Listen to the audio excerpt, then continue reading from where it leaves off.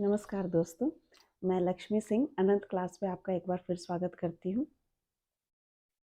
मेरी next video लाने में थोड़ी सी विलम्ब हो गए क्योंकि कुछ टेक्निकल दिक्कत आ गई थी वीडियो अपलोड करने में।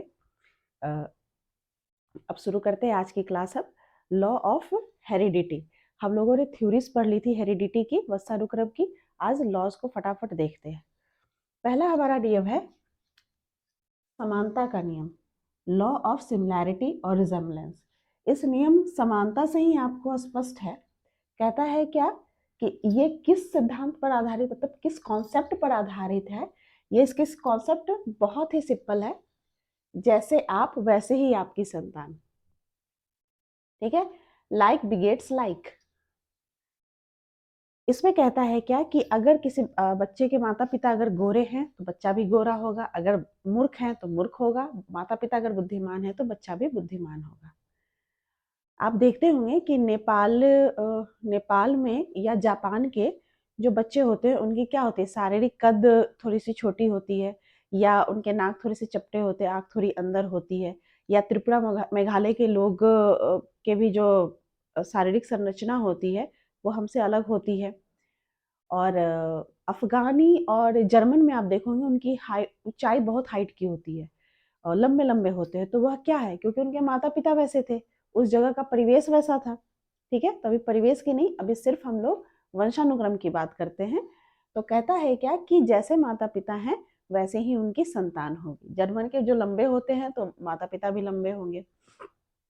ठीक है, तो कहता है, लेकिन इस कॉन्सेप्ट में हम लोगों ने जैसे पहले भी पढ़ा हुआ है कि कहीं ना कहीं हमें क्या दिखाई दी, विभिन्नता भी दिखाई दी कि यह जरूरी नहीं है कि माता पिता अगर गोरे हैं तो बच्चा भी गोरा होगा, अगर माता पिता बुद्धिमान है तो बच्चा भी बुद्धिमान होगा, या माता पिता मूर्ख हैं तो माता बच्चे भी मूर्ख होंगे। ऐसा बहुत जगह नहीं पाया गया। ठीक है, तो कहता है क्या कि इस नियम के बाद कुछ और भी नियम बनाने की आवश्यकता पड़ गई, जैसे विभिन्नता का नियम, प्रत्यागमन का नियम, तो यह बनाने की भी आवश्यकता पड़ गई।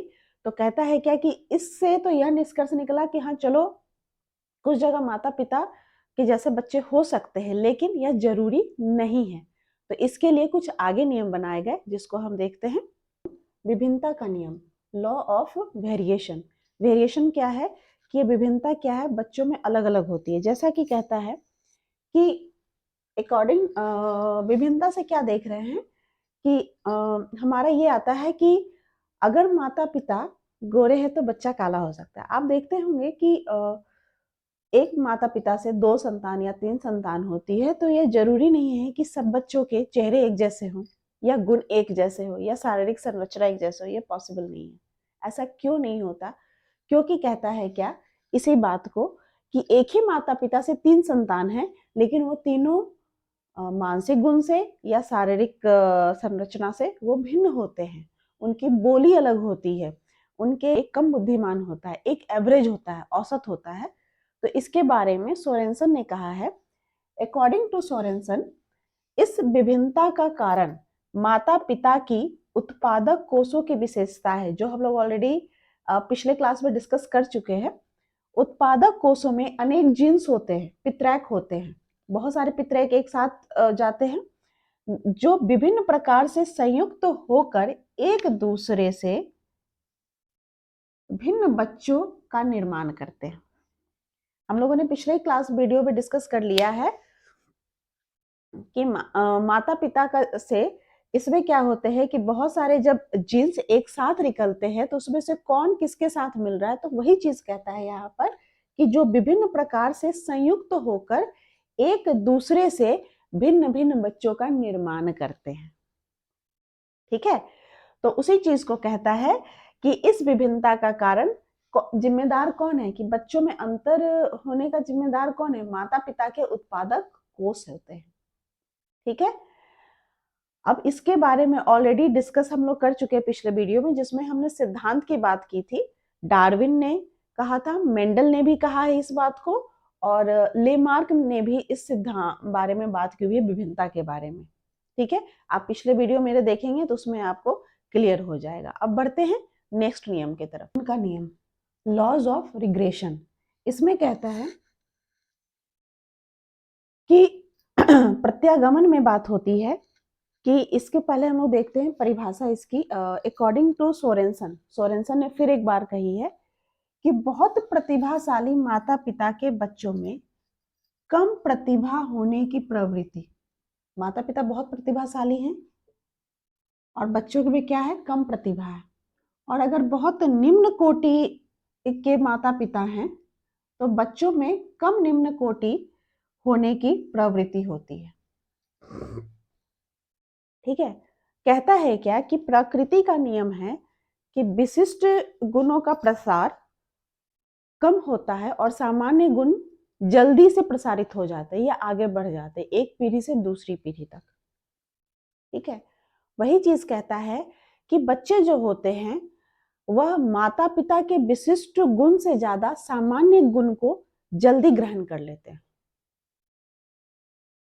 इसलिए आप देखते होंगे कि एक एग्जांपल मैं देती हूँ कि सपोज कोई एक्टर है, मान लो अनिल कपूर में ले लेती हूँ, है ना। तो जितने वो सक्सेस एक एक्टर रहे हैं, क्या उनके बच्चे एक्टर वैसे रहे हैं? नहीं रहे हैं। उनमें उनकी वो प्रतिभा नहीं थी।